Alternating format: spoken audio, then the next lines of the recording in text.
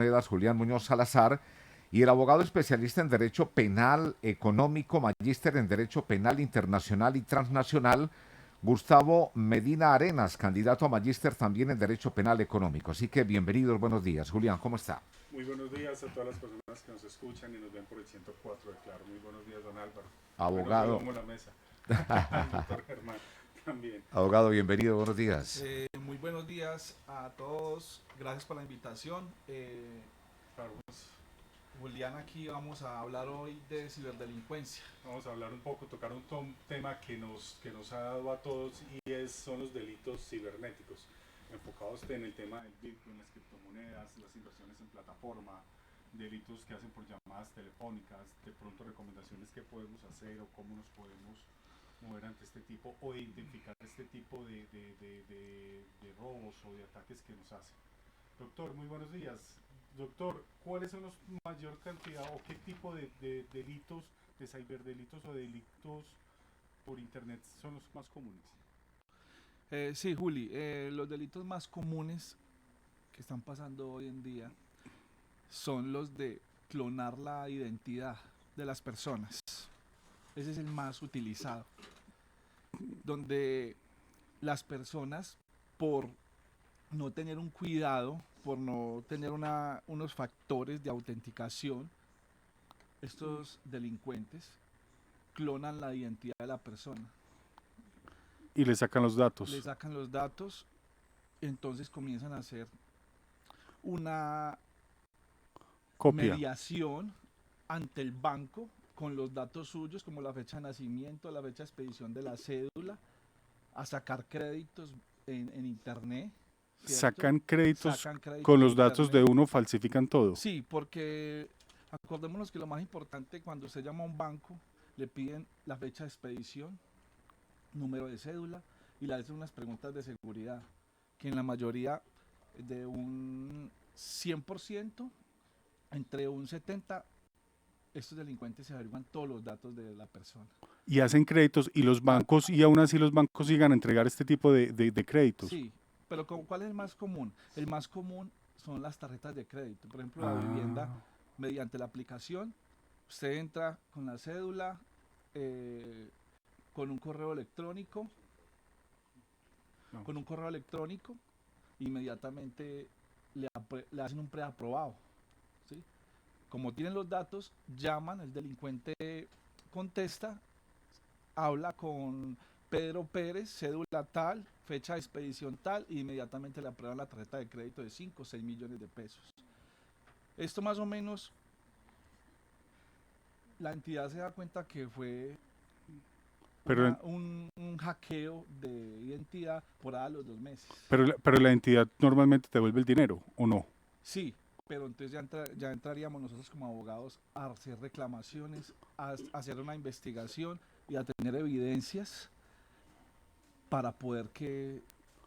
Y en el tema de las criptomonedas, ¿qué es lo más común que se puede llegar o qué ha escuchado usted sobre plataformas? Cuando usted invierte en una plataforma y la plataforma se cae, cuando una persona le dice a usted que invierte el dinero en determinada inversión, o cuando le dicen eso, ¿dentro del país existen unas normas o ha legislado para defenderse sobre ese Bueno, tema? aquí vamos a hablar de algo muy importante.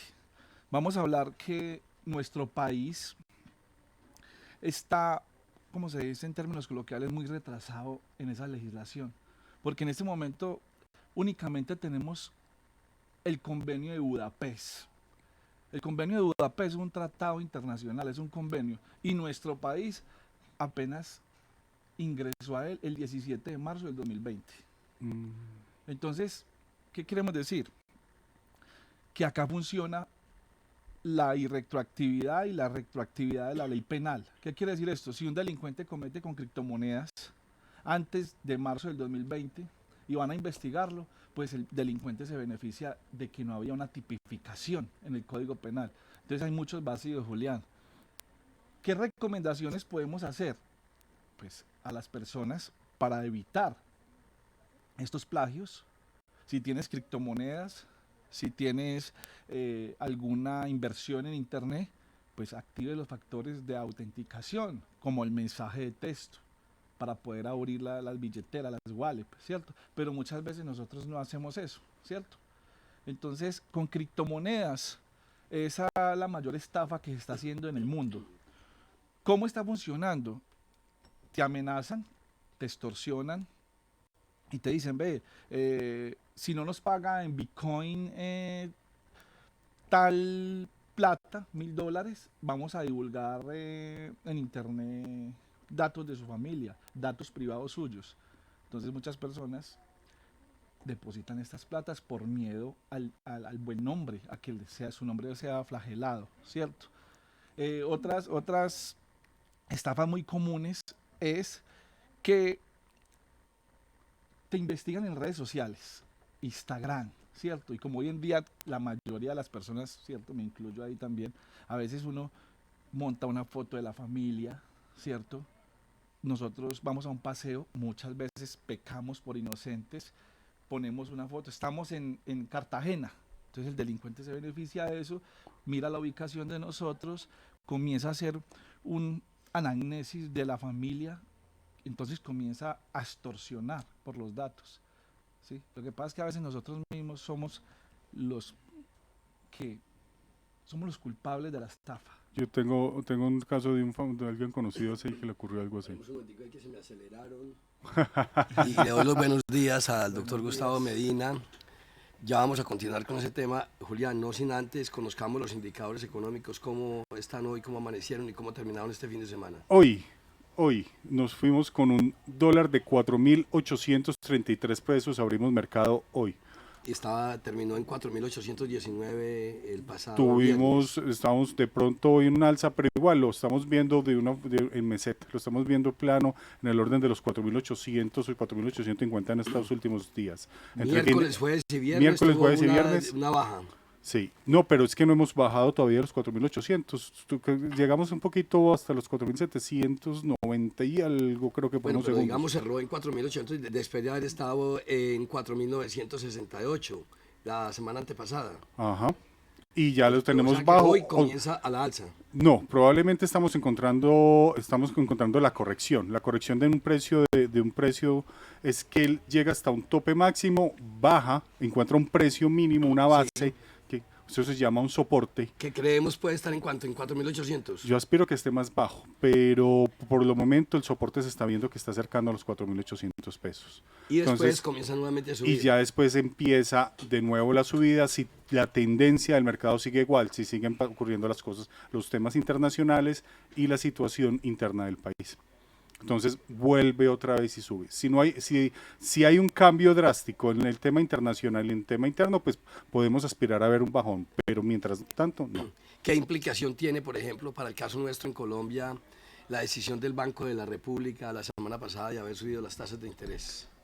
Es una desaceleración económica. Las empresas, los créditos, las empresas y nosotros también, las personas de a pie, no vamos a empezar a tratar de endeudarnos, nos vamos a alejar de la deuda.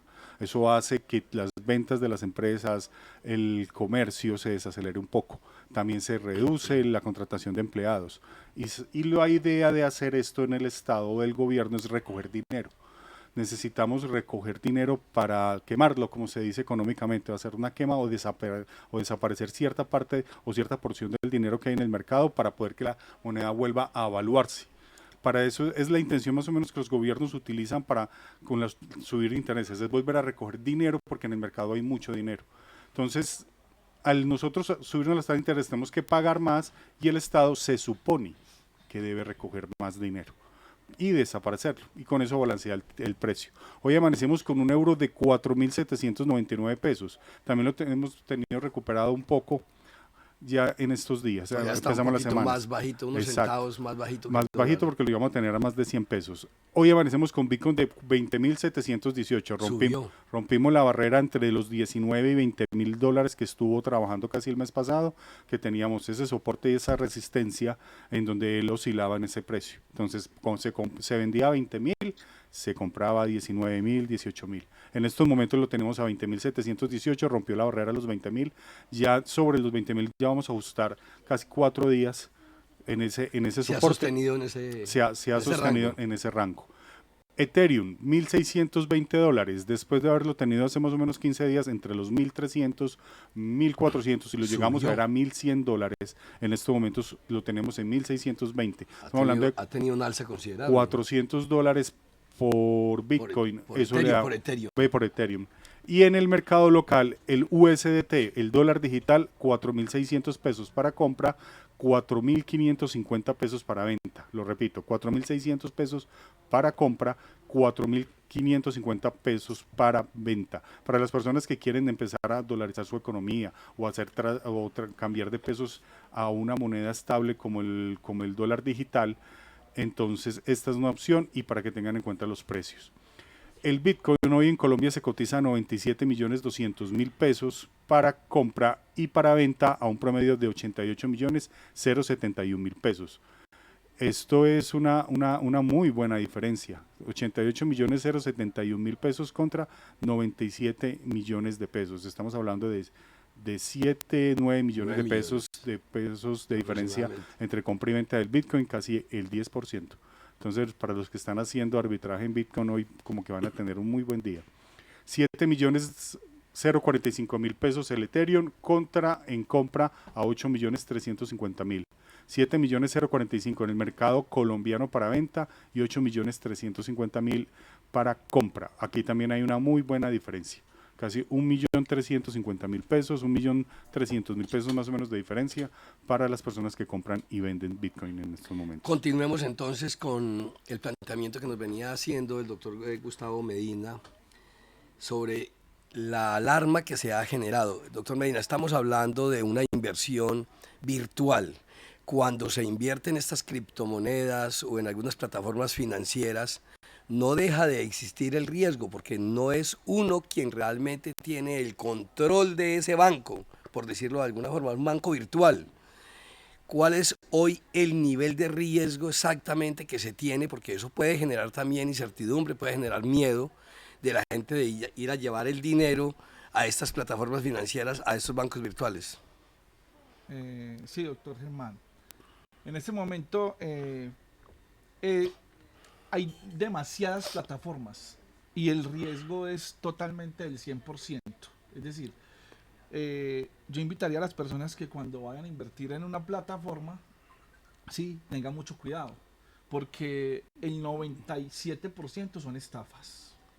Sí. Que son las pirámides. Son las pirámides. Y Germán, mira que en nuestro país y en el mundo, recordemos que venimos de unas pirámides que eran físicas. Las nuestras DMG, acá, la DMG. DRFE, DRF. de Carlos Suárez. Sí. Ahí nos acordamos. Y yo me acuerdo de las de barrio.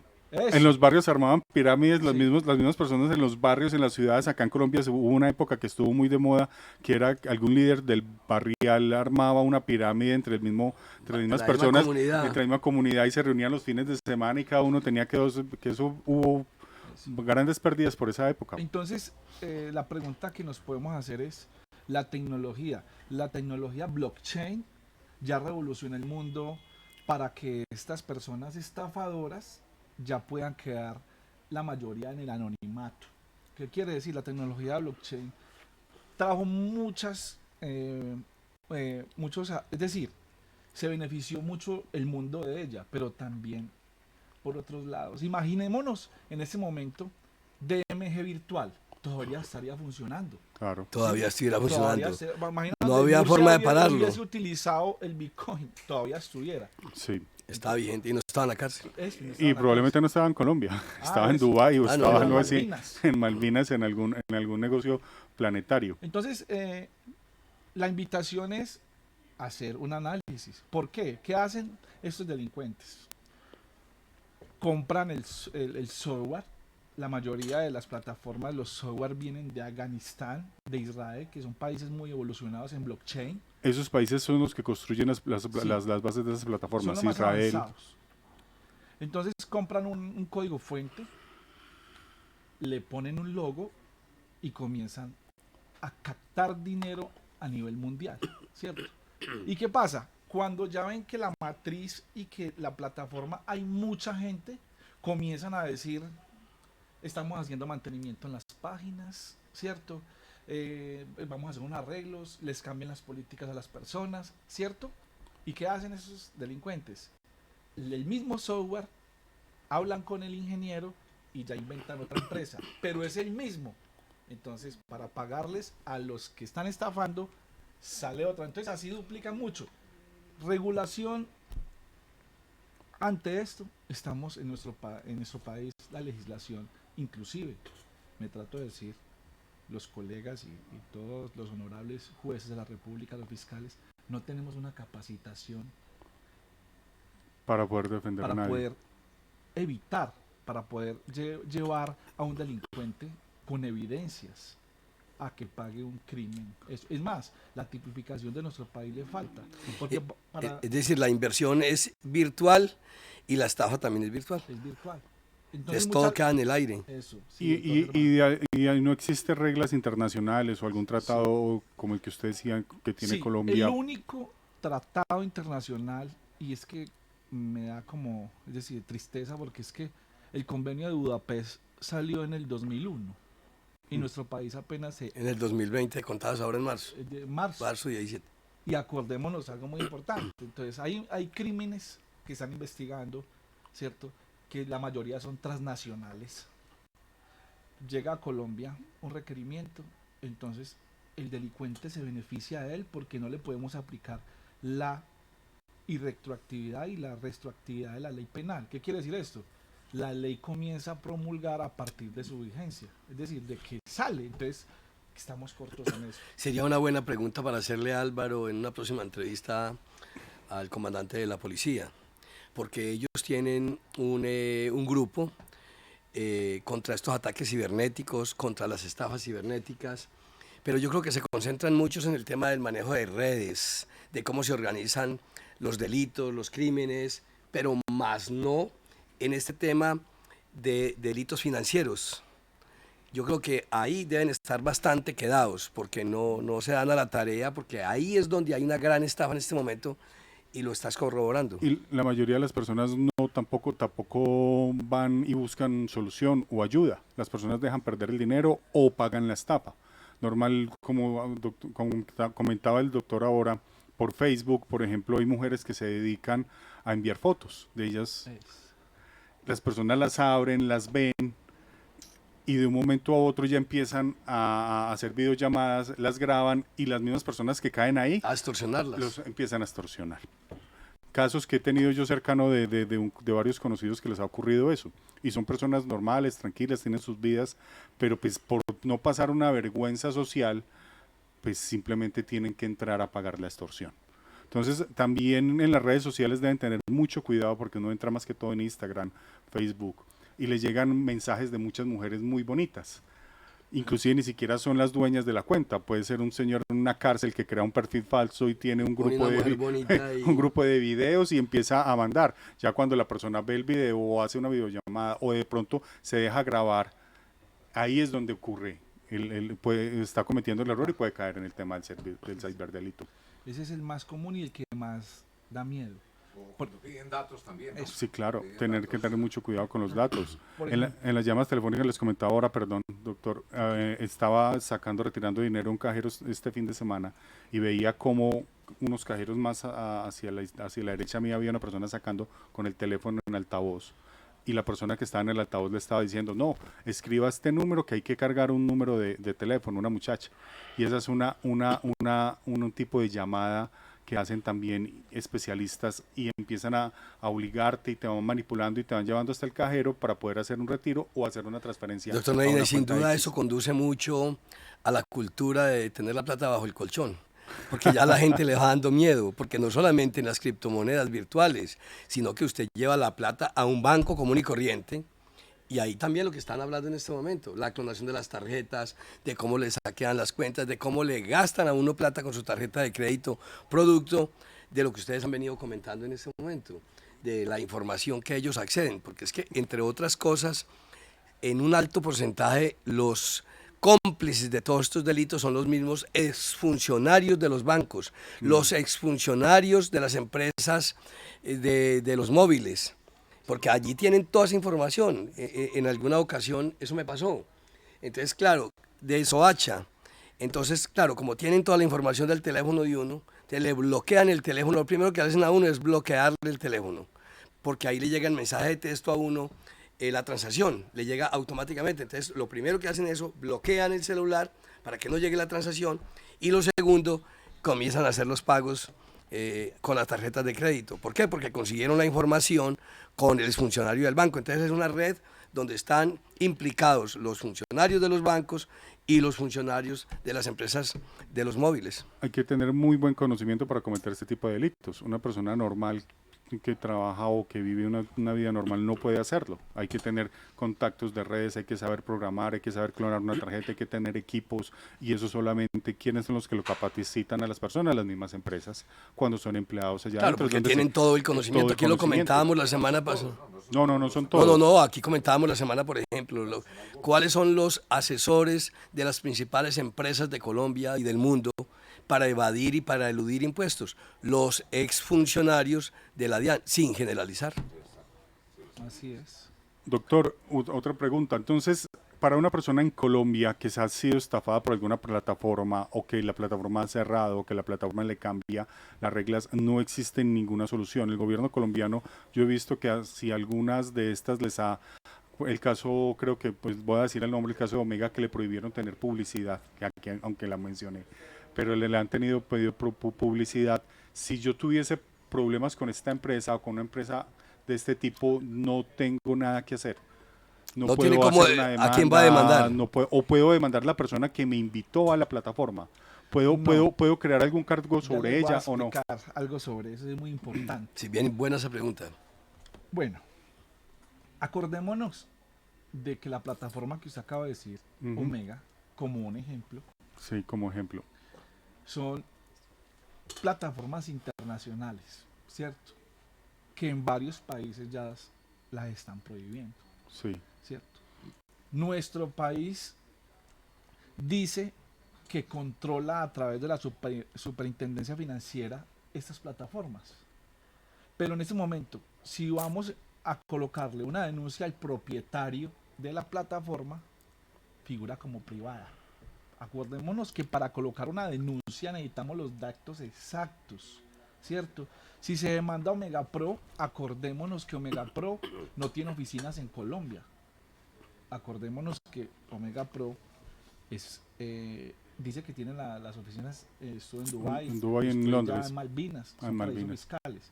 Entonces hay una denuncia, tardaría demasiado, 5, 4 años. Pero el Estado, ¿qué es? ¿De dónde se puede, como se dice en términos coloquiales, regular esas empresas?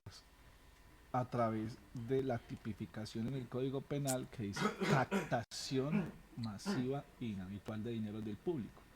Lo mismo que le pasó a Murcia, ¿cierto? Ajá.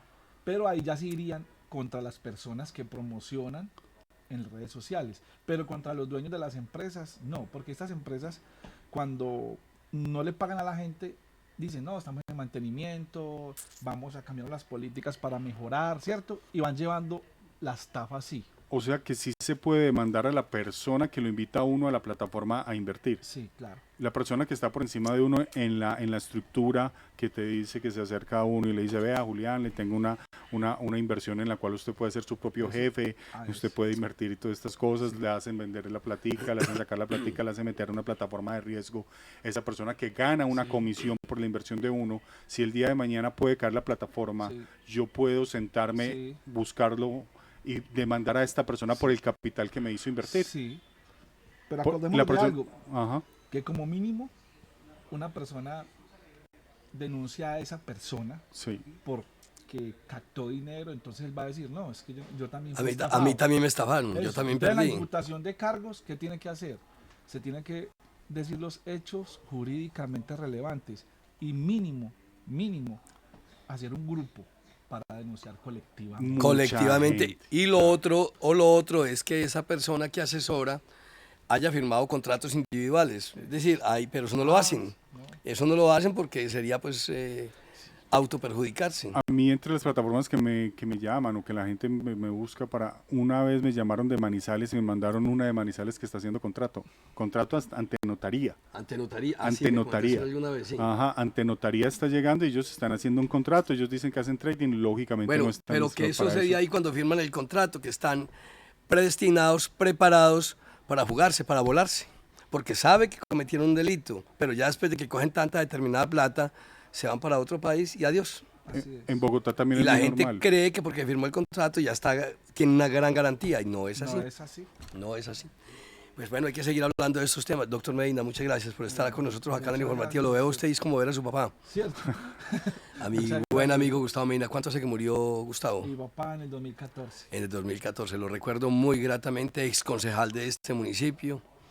Sí, tuve esa sensación. Ver a Gustavo es como ver a mi buen Ver las amigo fotos. Gustavo, con un sentido del humor extraordinario. Muchas gracias.